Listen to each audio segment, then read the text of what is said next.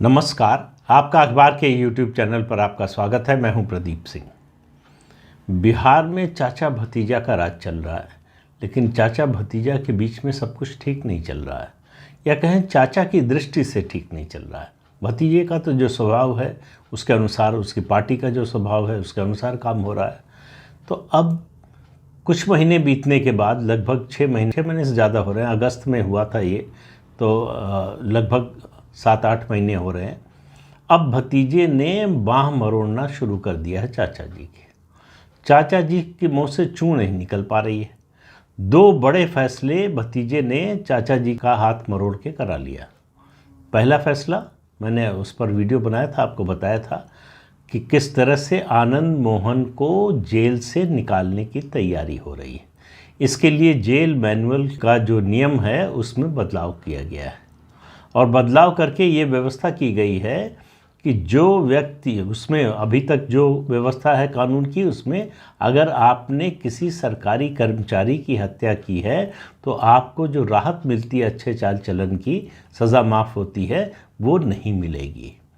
आनंद मोहन को जो है वो उसका फ़ायदा मिल सके, इसलिए उसमें से सरकारी कर्मचारी वाला शब्द जो है हटा दिया गया है, और वो बदलाव हो चुका है।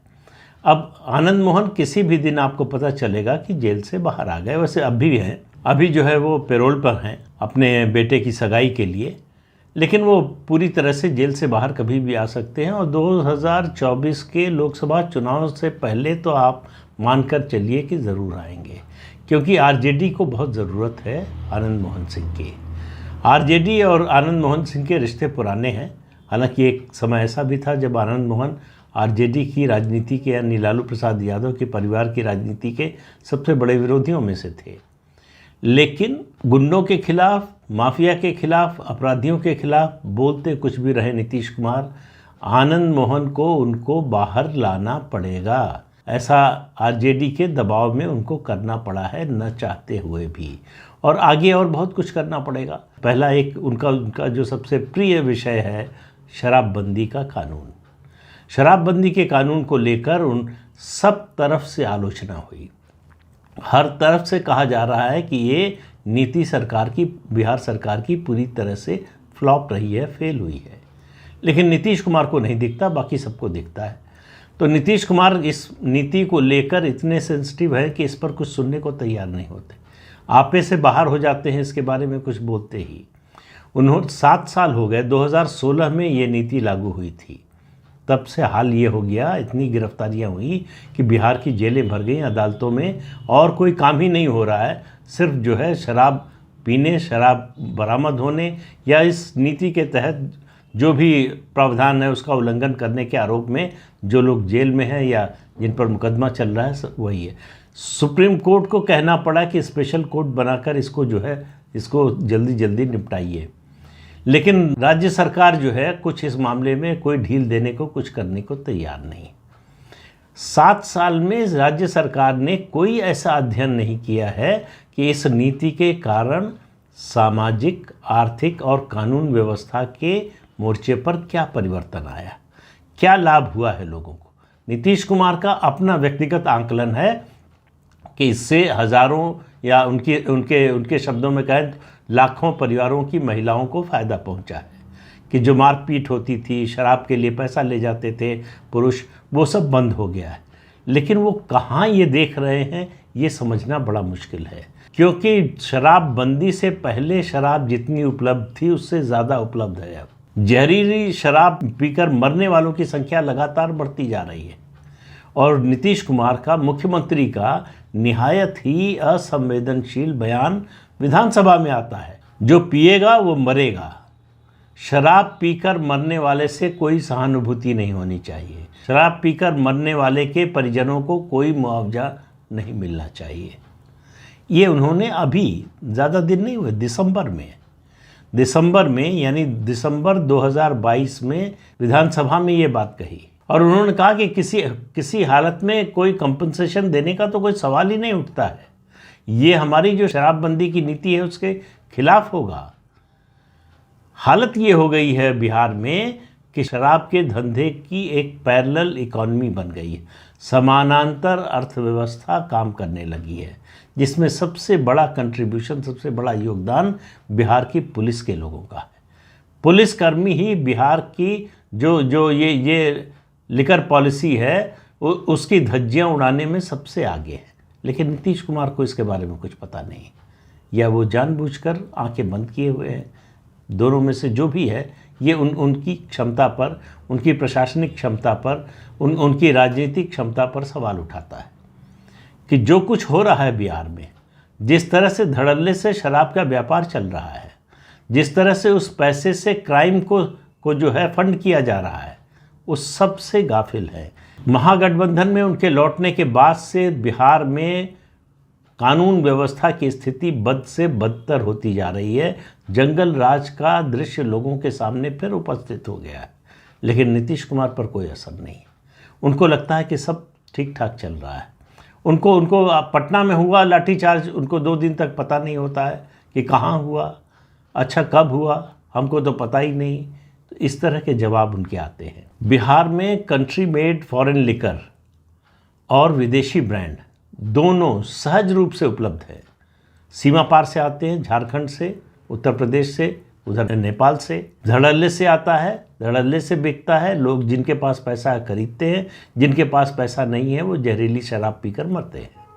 ये है बिहार की स्थिति, शराबबंदी की नीति। एक्साइज का रेवेन्यू का कितना लॉस हुआ बिहार सरकार को, इसका कोई आकलन नहीं है। बड़े पैमाने पर जो नुकसान हुआ है, आर्थिक नुकसान राज्य का हुआ है, जो पैसा विकास के कामों में लग सकता था, उसका कोई आकलन नहीं है। इस नीति की वजह से फिर कह रहा हूँ कि कितना फ़ायदा हुआ आर्थिक रूप से, सामाजिक रूप से, जो वो दावा कर रहे हैं उसमें कितनी सच्चाई है, इसके लिए उन्होंने कोई अध्ययन कराने की भी ज़रूरत नहीं समझी। सबको दिखाई दे रहा है जो देखना चाहता है कि इस नीति के कारण बुराई ज़्यादा हुई है, अच्छाई अगर हुई है तो बहुत कम है। शुरू में हुआ होगा। इस नीति के आने से पहले जो गरीब मजदूर शराब पीता था, पैसा ले जाता था अपनी कमाई का, अगर वो 100 रुपया खर्च करता था तो आज उसको 200-300 रुपया खर्च करना पड़ता है। इसके बावजूद नीतीश कुमार के ऊपर कोई असर नहीं है। भारतीय जनता पार्टी जब उनके साथ थी तब लगातार दबाव डालती रही कि इस नीति में थोड़ा जो है संशोधन कीजिए, इसके प्रावधानों को में बदलाव कीजिए। उन्होंने नहीं सुना। आरजेडी के साथ आए। आरजेडी नहीं चाहती कि ये शराबबंदी की नीति ख़त्म हो, क्योंकि ये जो पैरेलल इकॉनमी बनी है शराब की, शराब के व्यापार की, शराब के अवैध व्यापार की, उसमें हिस्सेदार हैं आरजेडी के लोग। तो इसलिए वो कभी नहीं चाहेंगे कि ये बंद हो। लेकिन जिस तरह से जहरीली शराब से पीकर लोग मरने लगे, उसका दबाव महसूस होने लगा आरजेडी को। नीतीश कुमार को तो नहीं महसूस होता, क्योंकि उनमें कोई संवेदनशीलता रह नहीं गई। तो आरजेडी के लोगों को लगा कि ये वोट पर नुकसान हो रहा है, क्योंकि सबसे ज़्यादा इस पॉलिसी के कारण अगर किसी का नुकसान हो रहा है तो गरीब आदमी का। शराब मिल नहीं रही है तो जहरीली शराब पी रहा है, जो मिल रही है वो पहले से ज़्यादा दाम पर मिल रही है, तो इसलिए उसका और ज़्यादा पैसा खर्च हो रहा है, तो उसकी घर की अर्थव्यवस्था बिगड़ रही है, उसकी पारिवारिक व्यवस्था बिगड़ रही है, उसकी सामाजिक अवस्था बिगड़ रही है। तो हर तरह से वो मारा जा रहा है। मुकदमा लड़ने का पैसा नहीं है तो इसलिए जेल में है, वकील खड़ा करने का पैसा नहीं है तो इसलिए ज़मानत नहीं हो सकती। तो कुल मिलाकर मार जो पड़ रही है इस नीति की, वो गरीब आदमी पर। तो दिसंबर में बोल तो दिया था कि किसी भी हालत में कंपनसेशन नहीं, जो पिएगा वो मरेगा, और पीने वाले से कोई सहानुभूति नहीं होनी चाहिए। बहुत ज़ोर से चिल्ला के बोलते हैं शराबबंदी पर जब भी कोई सवाल उठता है, तो आपे से बाहर हो जाते हैं नीतीश कुमार। लेकिन फिर भतीजे ने हाथ मरोड़ा, कहा कि ऐसे नहीं चलेगा चचा, जो कह रहे हैं वो सुनना पड़ेगा, जो कह रहे हैं वो करना भी पड़ेगा। कहा कि कंपनसेशन मिलना चाहिए। कंपनसेशन ज़रूरी है उन परिवारों को जिनके लोग जहरीली शराब पीकर मरे हैं, उनके परिजनों को कंपनसेशन मिलना चाहिए और ठीक ठाक मिलना चाहिए। तो मजबूर होकर, न चाहते हुए भी, इच्छा के विरुद्ध जाकर, अपनी नीति के विरुद्ध जाकर नीतीश कुमार ने घोषणा की 17 अप्रैल को अभी कि 4 लाख का मुआवजा मिलेगा जो लोग मरे हैं उनके परिजनों को, प्रति परिवार। इसमें एक और चीज़ जुड़वाई आरजेडी ने, कहा कि इतने से काम नहीं चलेगा, ये पिछली तारीख से लागू होना चाहिए, यानी जब से आपकी शराबबंदी की नीति लागू हुई है तब से 2016 से नीतीश कुमार को घोषणा करनी पड़ी कि ये 2016 से लागू होगा।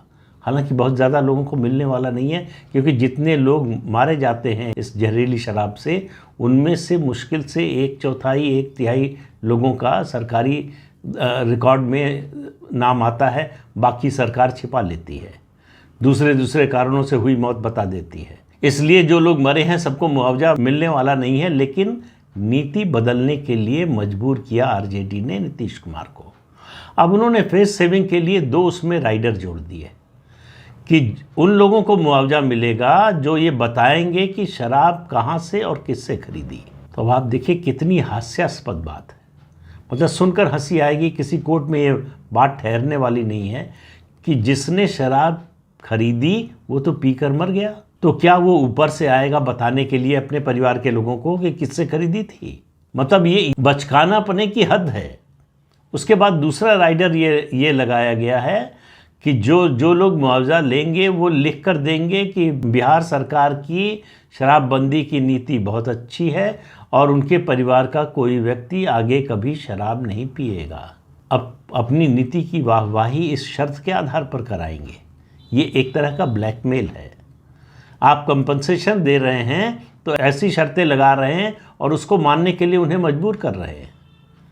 तो कंपनसेशन लेने के लिए कोई भी लिख के दे देगा, उसके बाद क्या होगा? तो इसके बारे में नीतीश कुमार ने नहीं सोचा। उनको लगा कि भागते भूत की लंगोटी सही, तो कुछ तो बचा, कुछ तो मिल रहा है, कुछ तो फेस सेविंग हो रही है, लेकिन ये फेस सेविंग हो नहीं रही है। इस मुद्दे पर भी और आने वाले समय में दूसरे मुद्दों पर भी चचा का हाथ मरोड़ने का क्रम भतीजा जारी रखेगा और चाचा जी को बहुत सारे कंसेशन देने पड़ेंगे, जो इससे पहले वो बीजेपी के साथ रहते हुए देना तो दूर, देने की बात भी सुनने को तैयार नहीं थे। तो अब आया है ऊंट पहाड़ के नीचे। अब उनको पता चल रहा है कि महागठबंधन में शामिल होने की कीमत क्या चुकानी पड़ती है। पिछले बार का शायद वो भूल गए थे, तो इस बार जो है वो चक्की जरा आरजेडी की धीरे धीरे पीस रही है, वो जल्दी में नहीं है। उनको मालूम है कि ये उनका जो है आखिरी कार्यकाल है, इसके बाद इनका कुछ होना नहीं है, तो इसलिए वो भी जल्दी में नहीं है। वो भी एक एक कदम एक एक बार में रख रहे हैं। तो आने वाले समय में नीतीश कुमार को और भी पलटी मारते हुए आप देख सकते हैं। नहीं, वो राजनीतिक वाली नहीं, बीजेपी मुझे नहीं लगता फिर उनको दोबारा लेने वाली है, लेकिन नीतियों के स्तर पर और भी वो अपने कदम वापस खींच सकते हैं और उनको बचाने वाला कोई है नहीं। अब उनके पास कोई रास्ता है नहीं, सारे रास्ते बंद हो चुके हैं। तो इसलिए जो आरजेडी कहेगी, जो तेजस्वी यादव कहेंगे, जो लालू प्रसाद यादव का परिवार कहेगा, वो मानने के लिए नीतीश कुमार अभिशप्त है। तो इस अंक में इतना ही। अगले अंक में फिर मिलेंगे किसी नए मुद्दे के साथ। तब तक के लिए अनुमति दीजिए। आपसे अनुरोध है कि ये चैनल देखिए, शेयर कीजिए, लाइक कीजिए और सब्सक्राइब ज़रूर कीजिए। नमस्कार।